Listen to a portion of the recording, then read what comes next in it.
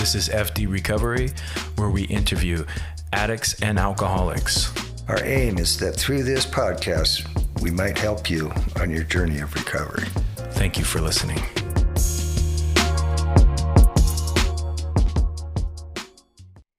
And here we go.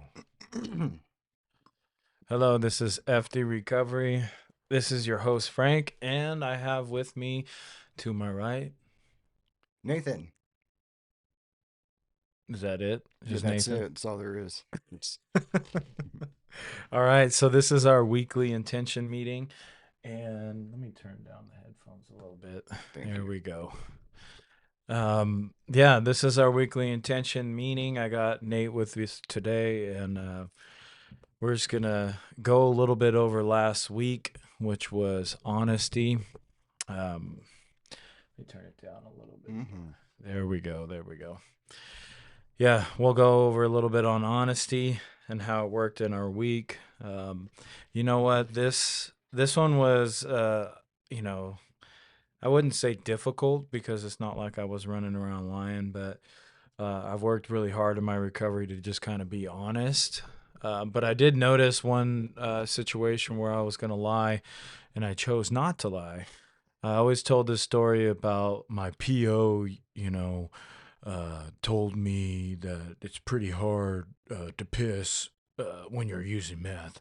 And it's a total lie. It was somebody else told me the story, and I regurgitated it. And but I was able to catch myself before I said it because it applied to the conversation that I was in at the moment. And so I chose to say, "Oh yeah, my friend told me," instead of, "Oh yeah, my PO, yeah, he was telling me this," and trying to just sound cool. So I just thought that was a funny way for honesty to show up in my life, to realize how much I fucking used to lie a lot. Yeah, you're hijacking someone else's story for the glory, bro. Yeah, you know what I mean? Totally. Yeah, cool. Just fucking, hey man, whatever's clever, right?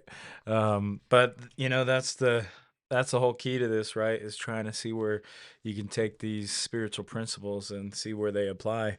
And at least for me, it applied to a lie. Mm-hmm. So I know you're new and you weren't here last week, but honesty, how did that work for you in your day to day? Actually, Frank, I think that was probably one of the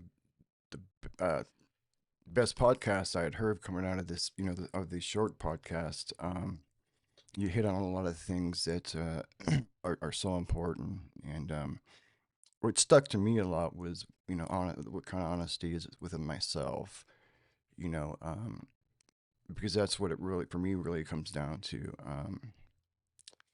I've been given this gift of recovery, and what it's allowed me to do is not have to live that lie, and not have to to be dishonest with myself or those around me, and no matter how it's going to make me feel, because I tell you, even the smallest things today, if I'm dishonest about something, it doesn't feel good at all. Yeah. Right. It just feels dirty, and I got called on my stuff by you and Dave a couple times, Yeah. and it's just dirty. So knowing that, it means, obviously there's some things in the program that I have to practice, without reservation, and honesty is one of them. And like I said, I think that last podcast, you hit on that really well. One thing I noticed with this whole honesty thing is there's different levels, there's time and places, because a lot of people, they like to be, oh, I'm a bleeding heart and I got to be honest to everybody at all times. But when it comes to like our fourth step stuff or stuff we're actively dealing with, it's super important that you work with your sponsor and your support group, and you just don't run around telling everybody what you're going through.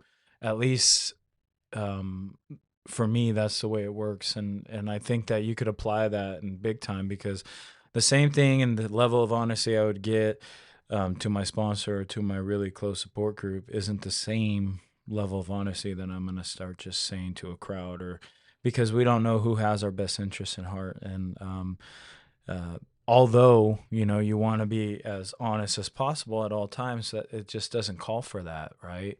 at least some of that deep dark stuff that we're dealing with, and but it's important at very least we get real with our support group, because that's what it's all about.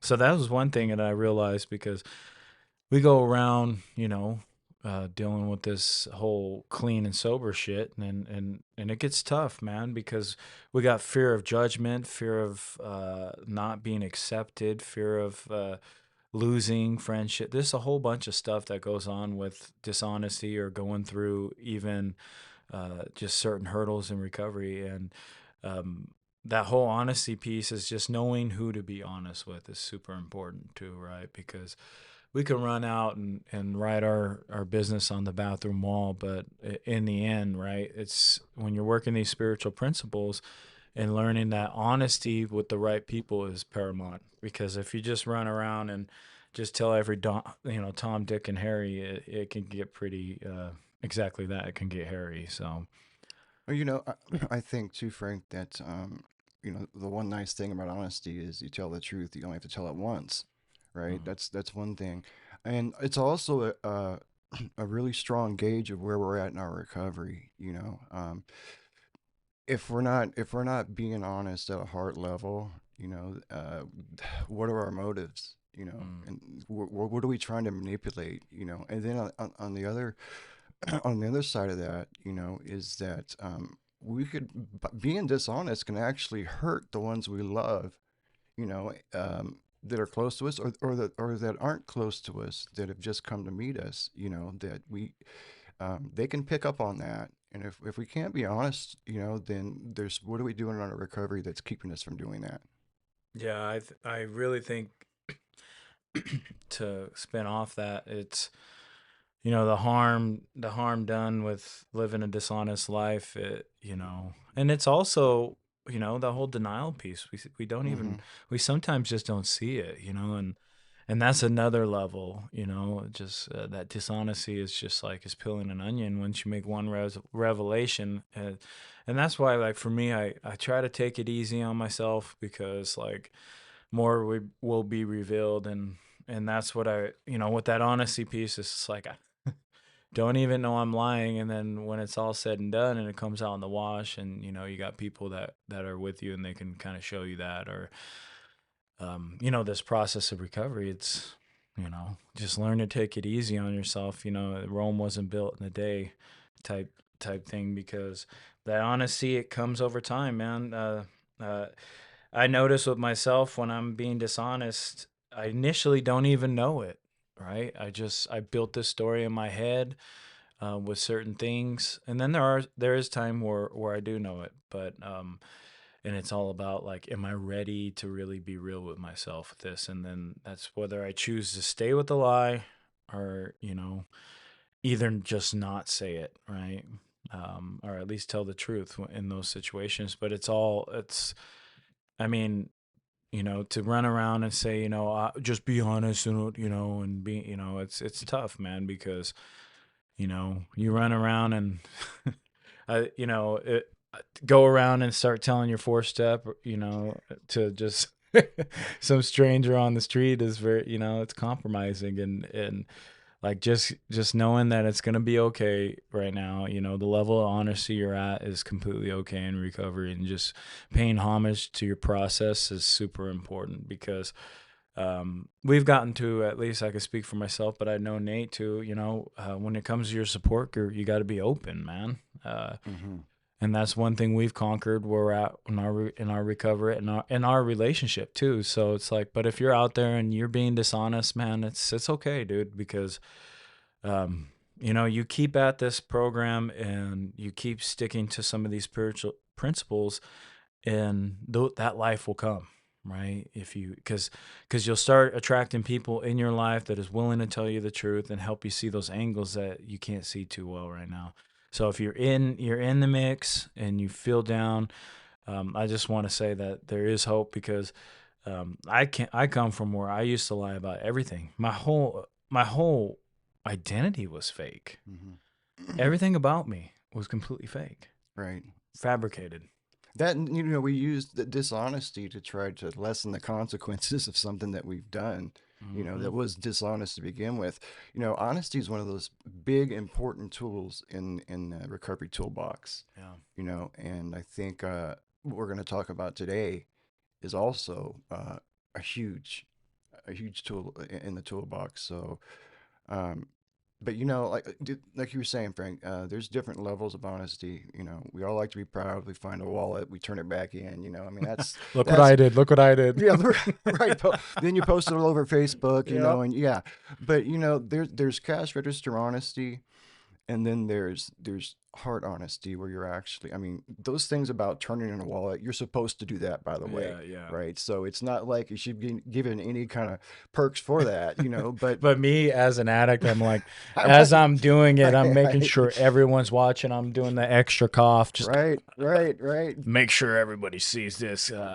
Exactly, but I think the like I said, one of the things that you mentioned was being honest with yourself, so that way the process of healing can begin. Yeah. We all, you know, what am I trying to say here is that I don't know, lost my thought. It's all, well, just to build off that and kind of wrap it up, because we're going to move on to forgiveness. Forgiveness is the intention/spiritual principle of the week. Basically, what we do with this intention is we try to live it out through our week. And yeah, and if you guys listen to this, don't be shy, throw a comment and tell us how it's working through your week. But to finish it off, what you were saying is to branch off with that honesty and kind of get to that point of healing. Oh man, it's paramount. You have to be honest. But like it segueing into the whole forgiveness, man. Right.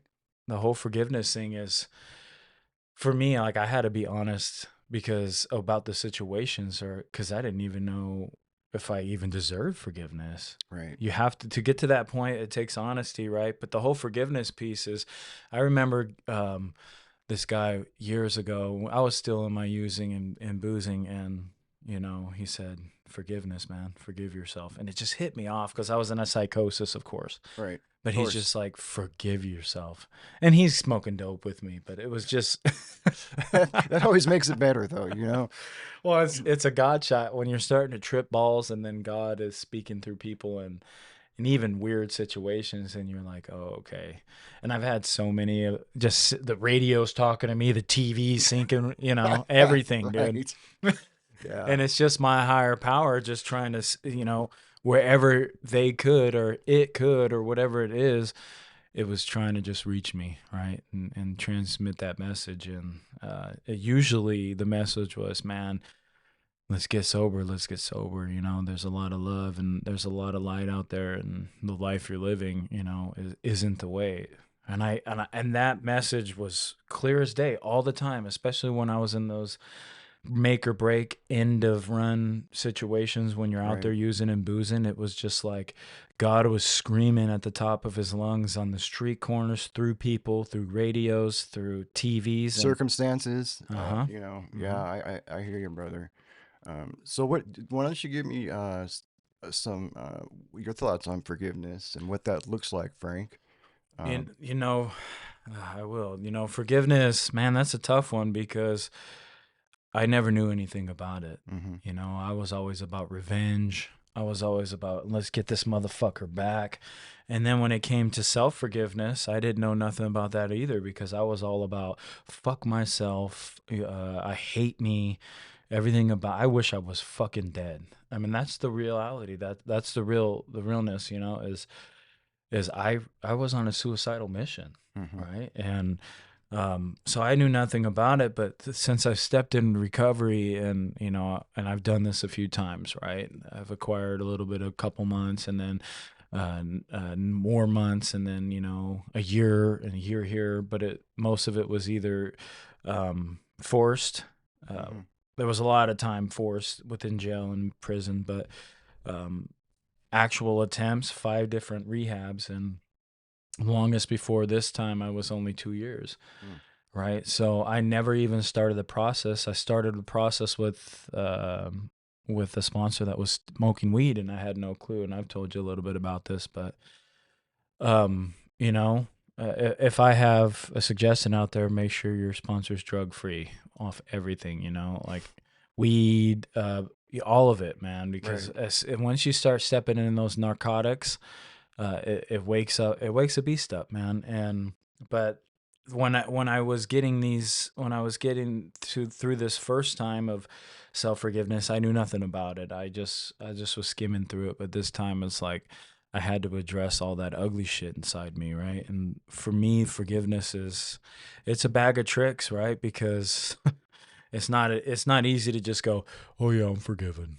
Right? Right. Right. Because a couple weeks down the road, that stupid thought will come, or that situation that made me feel stupid or humiliated keeps popping up, and then there I go, Right. off on the fucking choo-choo train of feelings and almost reliving it. It's Right. called being triggered, and feeling all those emotions and just feeling like inadequate, like I'm a piece of shit, right? And it's a tough one. And it's for way forgiveness works for me is affirmation. I love you. Please forgive me. Thank you. I love you. Please forgive me. Thank you. Because when I'm in it, I have to, I really repeat those stuff. When it gets really thick, I have to stop, man. And it's almost like 1, 2, 3.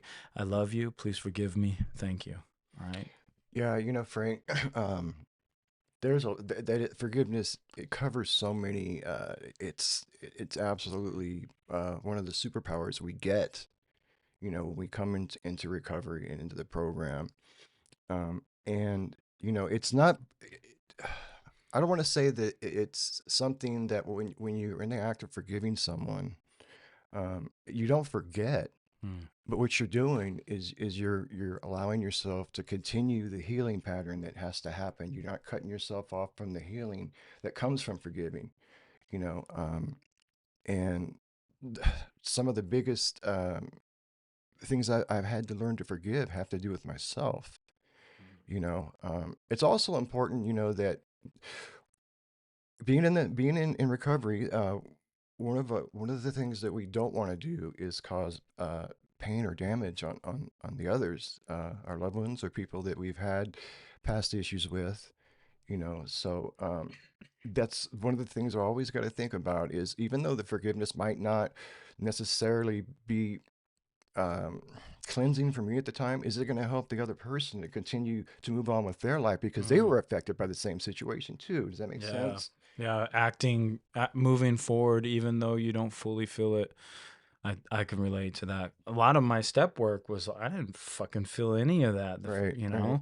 It came in waves. Mhm. Like I started working that step in my life a little bit. Initially, I'm just like, oh, made amends, cool. And then like later, it was just like, oh, this is why we do that, right? So we can build that relationship, and then I could start contacting them, and then next thing you know, I could spend the night at their house when I'm in the area, and just kind of healing like that. And I realized the benefit of it, right? It's not just about the whoa, please forgive me. It's Right. more it's more of that deep reconnecting, and I Spiritual thing. It's a yeah, spiritual thing, man. make rebuilding those relationships, right?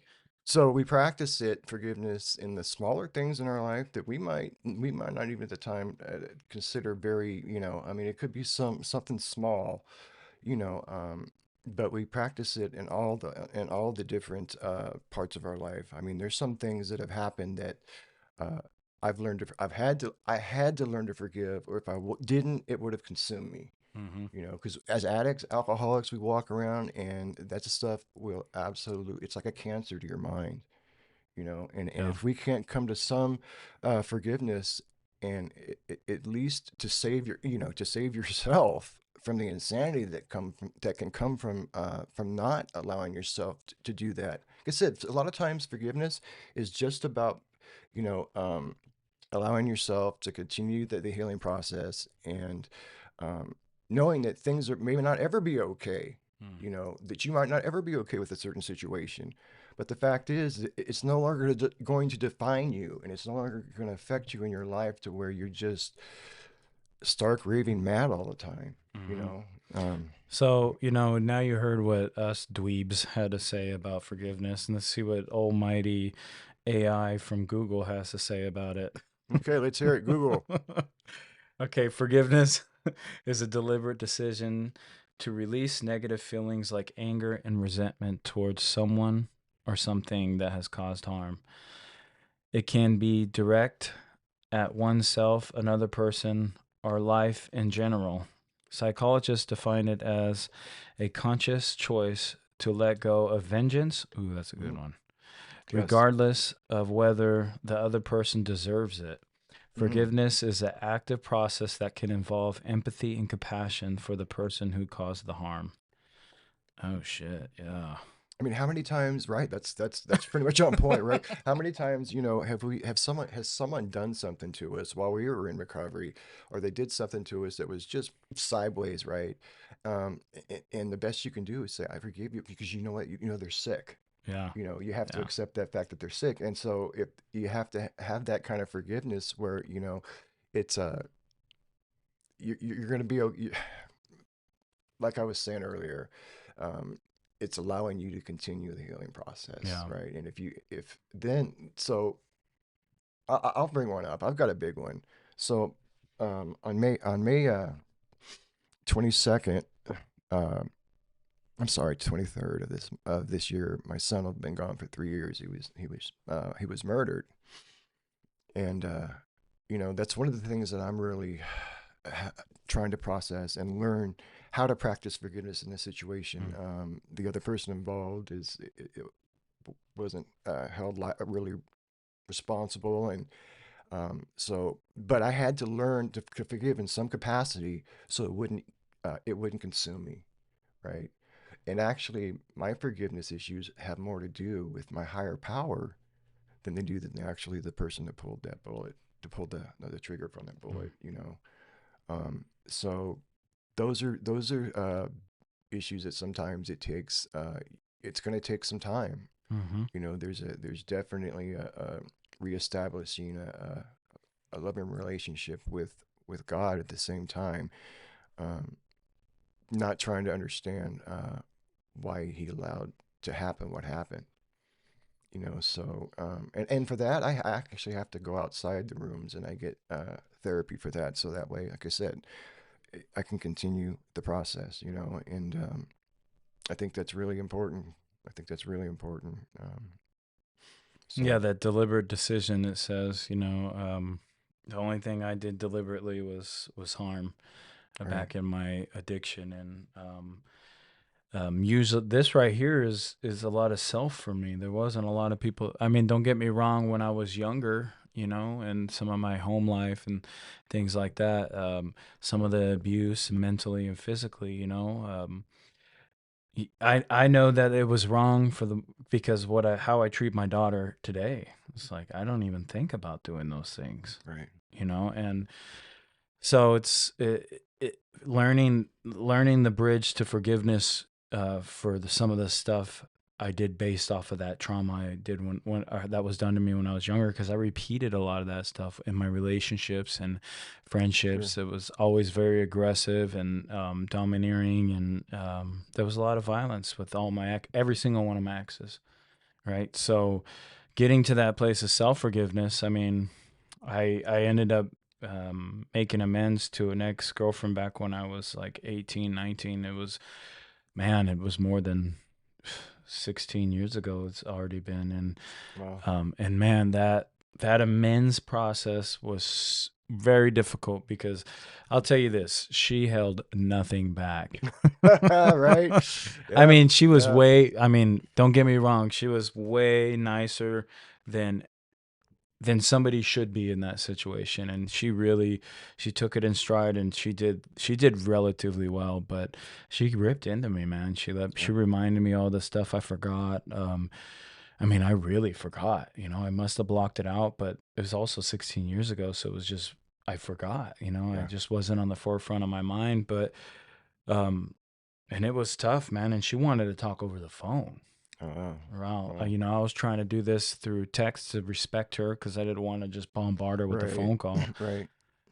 But she called me immediately after, and after a couple text messages, then she called me immediately, and then she just let me have it, man. Yeah. Well, And doing through the text too, you're not, if you have the conversation on the phone, you don't get a chance to pre-think about what your response is going to be. You just got to kind of take it. I mean, and that's kind of the deal. You're giving her that chance to move on with her life, by by asking for forgiveness, man. I mean, and that's the one thing that we continue to do in the program is constantly spread love and forgiveness. I think I I think that it gets a little more tricky when you have things like living amends to make, Mm. where the person has, let's say, someone that you've had to make amends to, or ask for forgiveness, and they're no longer here.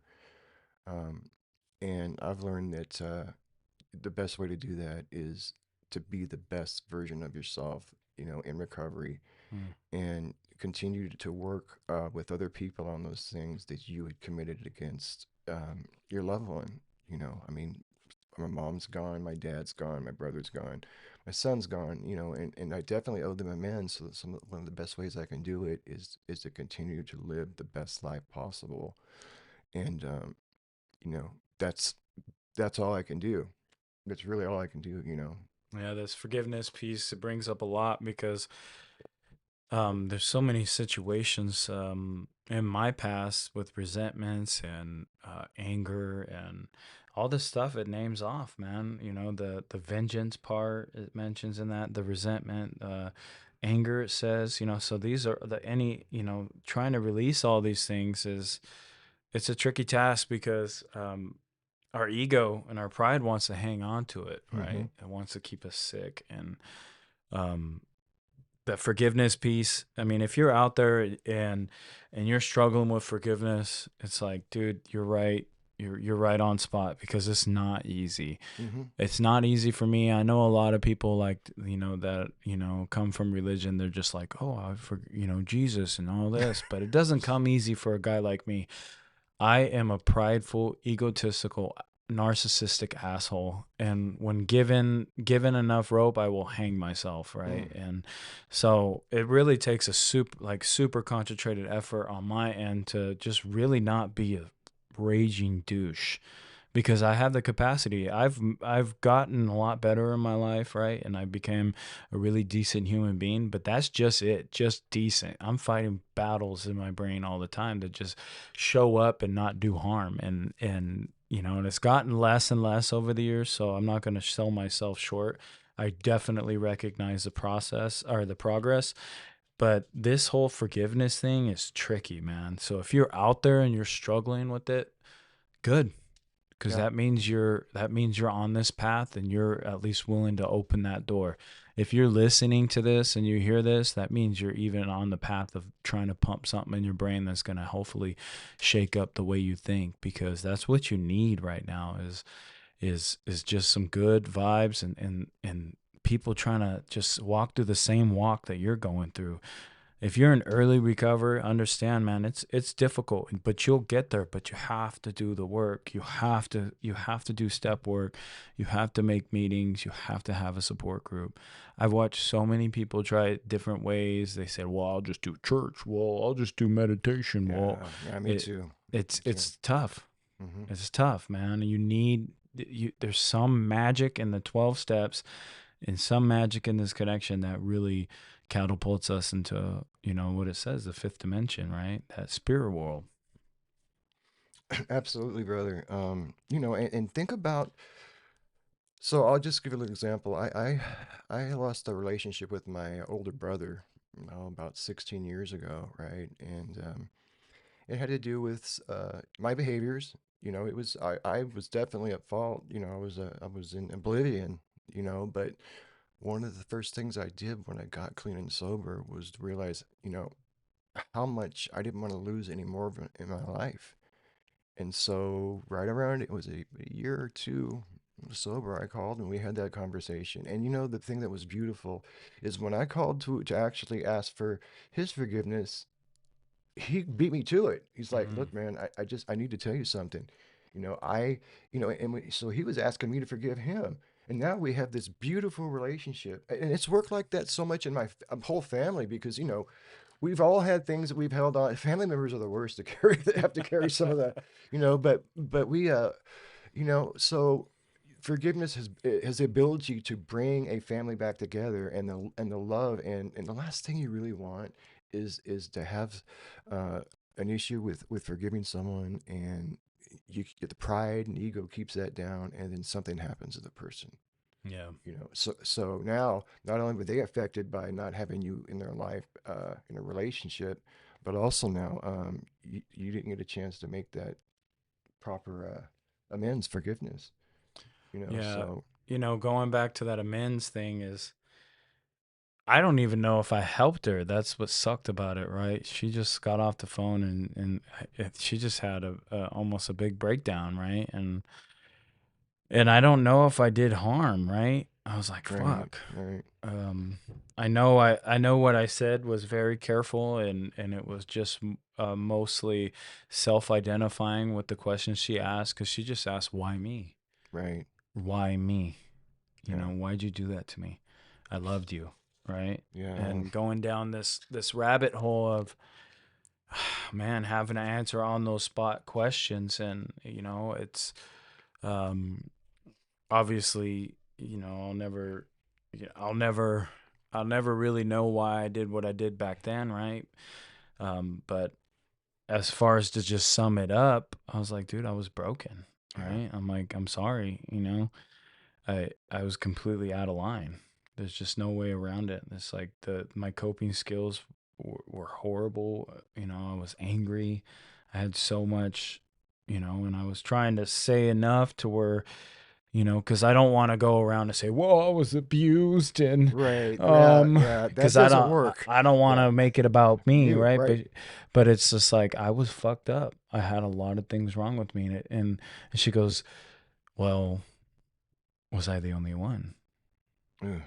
And I said, "I wish I could tell you yes, but you weren't. I abused pretty much every single woman I've been with after that." And she goes, "Fuck, I don't know whether to be happy or relieved, or feel like shit, Right. Because yeah, there was nothing that she specifically deserved. You were just like that I as a was just person, like man. that, right? And Yeah. and she felt a relief and bad at the same time. Like, wow, there was more women that were put through this, and that's a huge thing for my amends. It's just like, that's why I'm like, with my daughters, I'm just trying to be the best person I can be, because Hmm. that's my living amends. It's just, I can't fix all the damage I did to people in the past.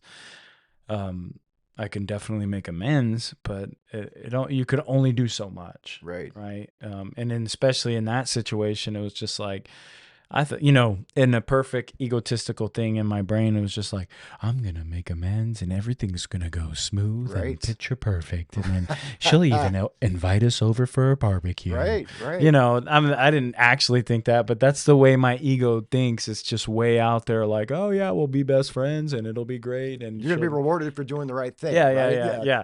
But that's not how it went down. She's like, I've been paying attention to where you've been moving, because I don't want you, like, I didn't realize how much fear I put this woman through, and Yeah. and it's been so long. I haven't thought of her in many, many years, and I don't mean that negatively. My life is just completely different now, and she crossed my mind one morning, and stupid me, I'm like, I send her a friend request, and I go, oh, why did I do that? I was like, should have just sent her a fucking Right. message. But in my brain, I don't know what the fuck I was thinking. And I was like, why the hell would you send me a friend request? And I said, and I'm thinking on my end, and I'm like, I'm such an idiot. And I'm texting my wife this, and I'm like, I don't know why. She goes, why did you? I was like, I don't know. Yeah, you almost forgot how I much a big panicked. piece of crap you really were back I then, huh? It's panicked like, and yeah. hit the button. Hey, dude, so one of the things about I'm like the only one in my family in recovery, but I tell you what, as far as the steps and all that's concerned, especially with my ex, right? It's like everyone knows that anyone that's in recovery has to make amends, right? Because we Yeah. did so many shitty things as to good people, right? And that's the one thing they always knew about the program. It's like, well, are you at that place where you're ready to make amends? I get that, bro. And I just have to suck it up, because they were right and they knew they had Yeah. it coming, but they didn't know anything about the other steps. But yeah, as far as, number 9, they were, Yeah. They're they, tapping they their were, they were, wrists. They're tapping their Right. wrist for the time. Well, Right. when's the time? I mean, Right. I've been looking at my clock, and it seems pretty on point. It's about my time. And they deserve it, and you know that Yeah. you got to give it. It's just that, yeah.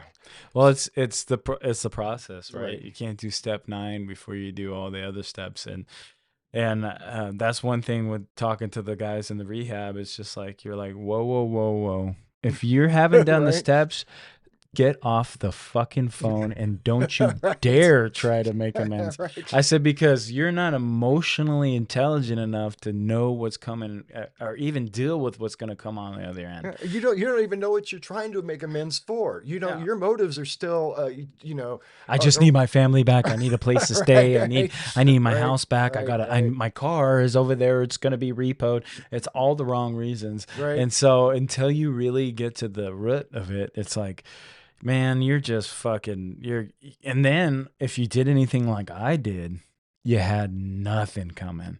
You had the worst. It took me a whole 3 years to make some of my amends. Sooner than that, but to really like dig in deep and really, like, with my ex-wife, right? We're great now, but Yeah. we Yeah. weren't always great. No, I'm one of those too. Oh yeah. That's a tough. And you know what? They have it common. They have that forgiveness common. I mean, we definitely were just, we took them hostage, and the things we did to them, and yeah. So it's like the one we know we owe the most, but it's kind of the one that kind of scares us the most at times too. You know. Yeah, I still have yet to make a physical in-person amends to my ex-wife. She lives so far away, and then the timing is never. We're doing a handoff on my oldest daughter, you know what I mean? So it's not like, oh, let me just lay this out here right now. But we've gotten to a point in our co-parenting. She got her a phone, and my daughter is she's just like me, right? I've been trying to text that phone, and she keeps getting busted, and I'm like, hey, does she not have her phone? She's had it like twice since she's got it, and it's been months. It's been since Christmas. So it's pretty much she's totally down. But back to that resentment thing is talking to my ex-wife and being able to make that amends. Is she was just like, yeah, she's on the same path, and she's just like, I get it. So it was healing, man. Yeah, Frank. Same with mine. I mean, it was more of a, she took me asking, for forgiveness, but at the same time, it was what also seeing what I was doing in my life that was different, that made it legit. Because you know how many times I said I'm sorry, Mm-hmm. right? And I think that's actually, I've had so many people tell me that that's more important to them than actually forgiving me, is seeing that I'm now living a new life, and I'm trying to help those that are trying to do the same. You know what? I'm glad you brought that up. That's probably a big reason why that amends went so bad. It's because she hadn't seen any. All she Sure. remembers is that previous memory. I'm not saying she needed to watch everything. I'm just saying, Right. like, that's probably a big reason why. Because you're totally right. I've these people that watch us progress and that have been through our life and have stayed through our life. I think that's probably has something to do with it. I just realized that kind of clicked for me. Not to mention I did some piece of shit stuff, right? But Yeah. also it's a little harder to stay mad at somebody that you see actually trying, because I've noticed that in my life, people that have came back in my life and I've been watching their struggle and now they're doing good. It's really hard to stay mad at them, Right. no matter what kind of dirtbag shit they did. So, because I've been, no matter how much abuse I've done, there's been a lot of abuse to me too. Sure. Sure. I just see the way my mind works. It's just like I did so much and I'm so hard on myself that I just kind of discount my own abuse, and just that's how I deal with it. It almost seems like. In forgiveness and in making our amends, it's not whether it's successful or not. It doesn't depend on whether the person accepts it or not. Mm. Because of what it is, we're doing it uh, for our program also. So some people aren't going to want to. There's some people that are going to never forgive you. Yeah. They just, that's just not in it. But you know what? You did your part. And now even though didn't get the response you wanted, you continue to grow, and you continue to move on. You know, that's Dude, that fucked up my whole week. I was just right. like, I mean, not terrible, but I was just like, God, man, that fucking sucked, you know? Yeah, Because yeah. every amends I've ever made went really well. Yeah, right, We're right. all hugging at the Yeah, end and yeah, all that yeah. shit. And I know it's kind of hard, you know. I mean, if I was physically in front of her, she, you know, it would have been different, you know, because we can see each other's eyes and all that crap. But then again, you know, man, I'm gonna be like, "Oh, my wife, well, my current wife, I gotta go see my ex." Okay, that doesn't work like that, right? Right. It'll put her Yeah. in fear. You Yeah. know, my wife's pretty understanding, so she knew what I was trying to do. She's just like, she wasn't thrilled that I was talking to my ex, but she's like, she knows this is what I got to do, and she Sure. didn't even make me feel any type of way about it, right? And um, but I mean, that's the thing. We're searching for forgiveness. This is completely tied to amends, man, because Yeah, it is. forgiving yourself and going through this process of amends is, you know, you're seeking forgiveness or at least reconciliation, right? Right. And it, you know, if you and this is bad, but especially as, you know, we've done some dirtbag things, man. Just give them what you owe them. They owe them that amends. You know, why are you holding back on whether you're going to get a good response or not? It doesn't matter. You owe that to them. Give it Yeah. to them, you Yeah. know? And then allow yourself to drop that off of, you know, it'll be another burden that'll peel away, and before you know it, you know, forgiveness will be one of the easiest things to do, bro. You know, because I do not like the way I feel if I can't forgive someone, especially, you know, it just puts me a different space, Mm. you know, and it's not a space that I could be in and maintain that over a long period of time without affecting my mentality, you know, my recovery, the way I treat other people, you know. That's why it tells us, you know, if we've done the 10th step right away, you know, we do Mm. something wrong, we apologize for it right away, you know. Um, Yeah, it's and kind of jumping in 10 and then going back to 9 yeah, real quick like that. mm-hmm, So, you know, man, the whole thought process of just being in recovery. I mean, if you're out there, and I know I keep going back to this, but it's important. If you're in early recovery and you're listening to this, I know the pressure's very high. I know that you've been doing a lot of damage in your life, and you're at the precipice of where you're at a fork in the road where you're trying to get sober, and you know this is a path you need to be on. And I know it's daunting, but man, if I fucking can do it, I'm an IV drug user for many, many years, and all I've known since the age of 13 was getting high, drunk, or shooting up some sort of substance throughout my using career, and it all progressed. It wasn't like day one I was shooting up, but it's just it progressed, and I was just anything I could fit in a spoon, anything that I can smoke, anything that I could snort, and mm-hmm. shit, if my needle got busted, there it was boofing it, you know. So it didn't. I was a dirtbag Straight junkie. honesty, bro. That's Yeah. straight honesty.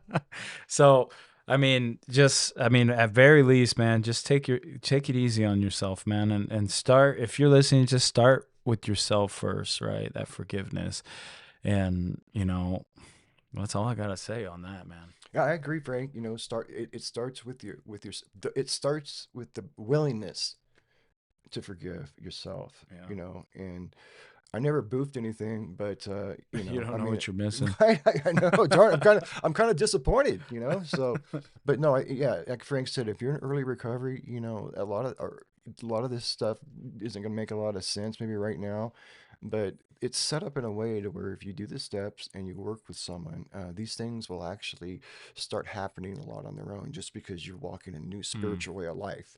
So, you know, just be good to yourself, man. Be good to yourself, and be good to those around you. You know what I want to add real quick, and then we'll wrap this up. Um, you know what helps me with forgiveness, right, and just tolerance, right? Is looking at someone's situation and going, thank God, right? Yeah, Because yeah. that could have been me. Hmm. Like only by God's grace, but before the grace of God go I. It's like that, you know, never think just because you're a little bit like I get my ego in it, right? And I think I get to where I'm at because I'm a badass or I'm this or that. But it's only God's grace, man. Whatever's looking out for me, I deserve much, much worse, right? Absolutely. And so I look at someone's situation, whether good, bad, indifferent, whatever I think about it, I just have to chill. And I've been really making that a practice of mine lately, going, hey, man, would I do any different in their shoes, right? If I had the life they had, and it's just putting yourself in their shoes and using that empathy piece, right? Putting yourself in their shoes to where it can be like the springboard to compassion and go like, hey man, who the fuck am I to just think that I'm better or they're worse or something like that. Right. And as an active forgiveness tool, just for tolerance, right? Because those are pretty close connected in a sense, right? Just have tolerance. It's just understanding people's fucking position in life. Not everybody can see what I see, and vice versa, right? We're all looking at it through different lenses. And that one right there, that one gets me every time, man. It helps ground me. All right. You want anything you want to add there? No, I think you said it all, Frank. I mean, I think that was I don't have anything to add, brother. Okay. Well, all right. Well, this is the weekly intention / spiritual principles. Set the intention forward for the week, and try to do it alongside us, man. Don't be afraid to throw comments in the. Absolutely. Yeah. We want to know this how you guys are working through this stuff too. Yeah. And we'd like to see your comments. So Yeah. keep them coming. Yeah, we read them. We don't have very many, so just know that we're not like a million on there, and they're never getting read. Trust me, there's only like one or two. And that one of them is Nate already. Yeah, I actually commented on Frank's because so I was getting lonely down there. But God bless you guys. Be good to each other out there, huh? Stay safe. All right. This is F.D. Recovery. Thank you for listening. Peace. Thank you for tuning in to F.D. Recovery. A reminder, be kind to yourself on this journey of recovery. Also, call your sponsor. Get connected to local support groups. And for one day at a time, stay clean and sober.